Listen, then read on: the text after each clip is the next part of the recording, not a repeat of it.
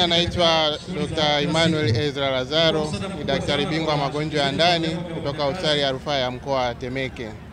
Kwa siku ya leo ya Mei Mosi, nimefanikiwa kuchaguliwa na hospitali yangu kuwa mtumishi hodari namba 1 na kuweza kupokea zawadi ya shilingi milioni 5 kama motisha ya kuwa mfanyakazi hodari kutoka hospitali yangu.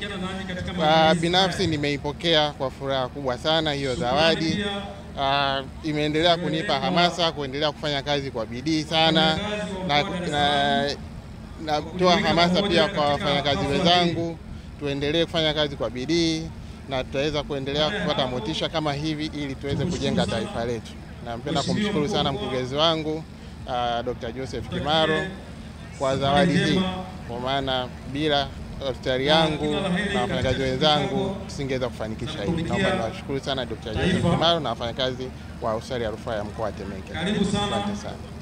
Upekee wako ni nini hasa? Karibu Kinondoni. Upekee wako ni nini? Wafanyakazi wa mkoa wa Dar es Salaam. Upekee wangu kwa kweli wafanyakazi wote wa Temeke hospitali tunafanya kazi kwa bidii sana.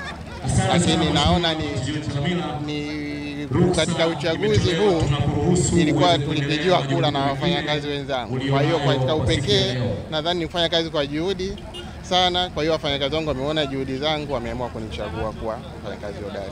Mimi naitwa Abdalla Mashombo, ni daktari bingwa magonjwa ya wanawake wajawazito.